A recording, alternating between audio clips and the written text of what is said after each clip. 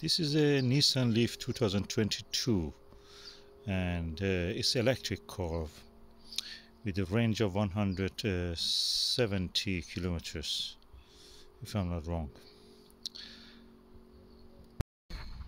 Okay, now we are sitting in the Nissan LEAF and it has a range of 150 miles, 9 miles. And this is all the things that you can see here, and it has all the reverse camera, everything, and this is the controls. Very simple, like anything that I've seen.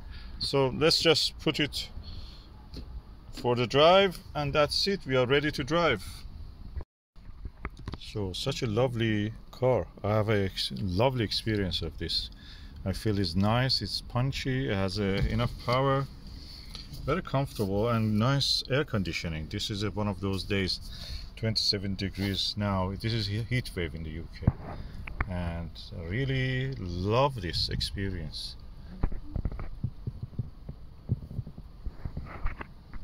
And that's the way back looks like.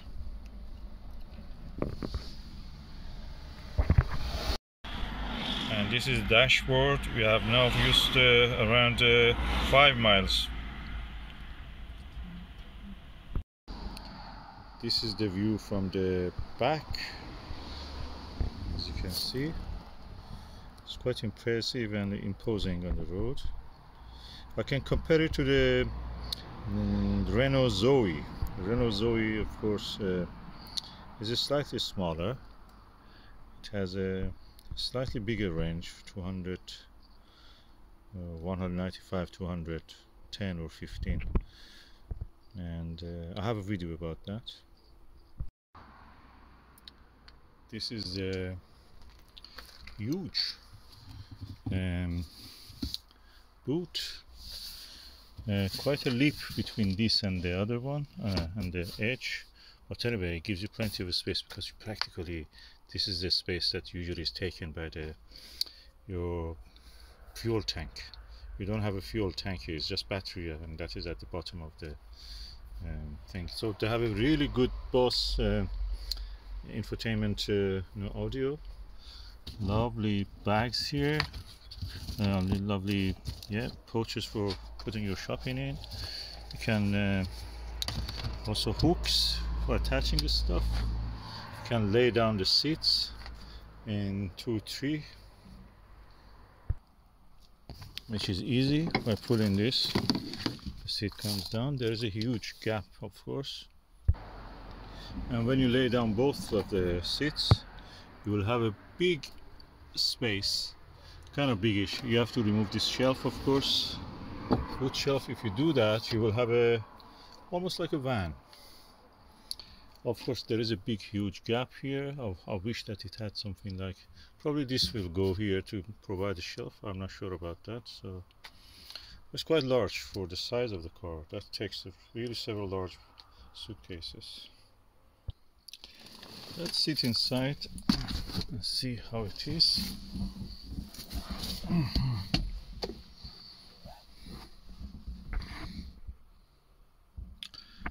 Really comfortable. You have all control for all the windows, and the lock, and the control of the mirrors, and the charging station. You can actually press this, and the charging station pops out. You can actually pop the lid of it, comes off. Distance warning, hand warming for the wheel, steering wheel. I don't know what's this one. Charging off. This is off.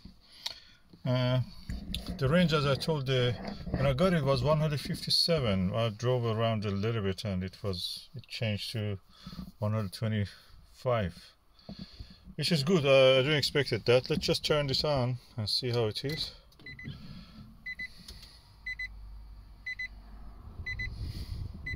So it says to me that is a handbrake. Road with restricted access.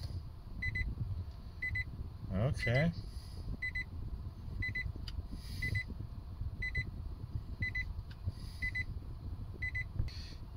The light is telling me that the hand brake is on,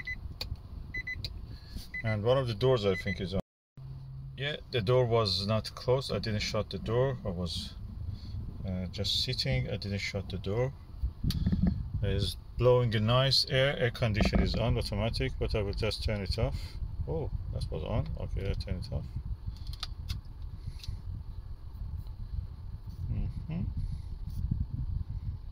Turn off. I turned it off. Infotainment is nice. Is there anything else here? Oh, you had trip reset. You can actually reset your trip, and that is a light probably, I think. Anyway, I don't know. I have to look in the car documents. This is the mirror, as you can see here.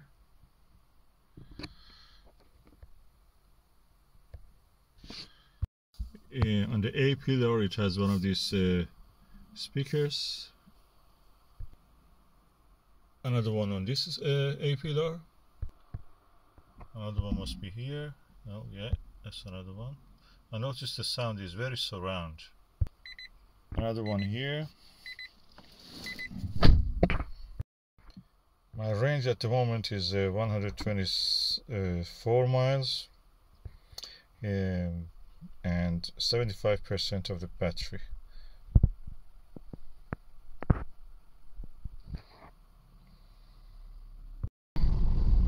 This is the Nissan LEAF and I'm driving it now.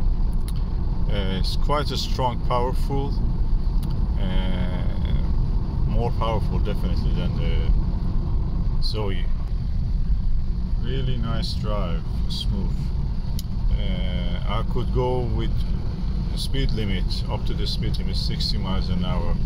You didn't feel anything.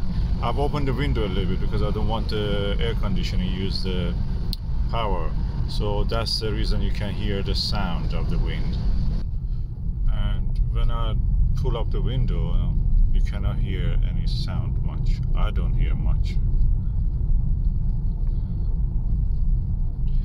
The energy efficiency of it, because it's a bigger car than the Zoe, is a little bit less. But it's nice anyway. Generally it's nice. You can drive and enjoy the views. It's very smooth, I must say. The tires are really good. Adjusted the pressure very nicely at the dealership for me. What I noticed is that there is no cruise control here. You have a speed limiter but no cruise control, and the flap for the charging also went on for a while, so that's another one of the things that I noticed in front. It was a little bit embarrassing. Probably it was loose when I last time looked at it. I didn't push it completely down, so it didn't go closed completely.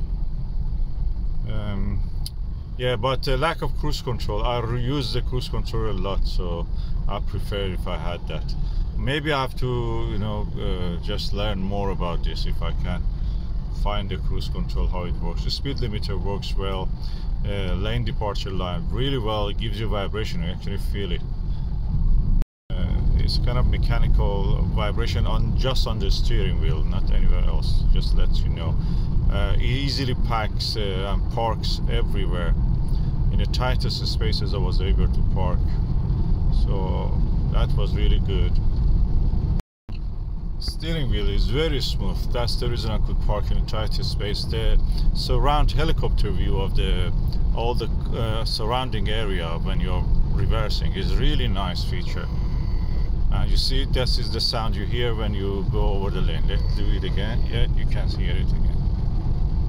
The steering wheel is very nice and smooth, at the same time firm. You know, it's not loose. You feel it, that it has a kind of weight and inertia of its own, but easily can take orders from you.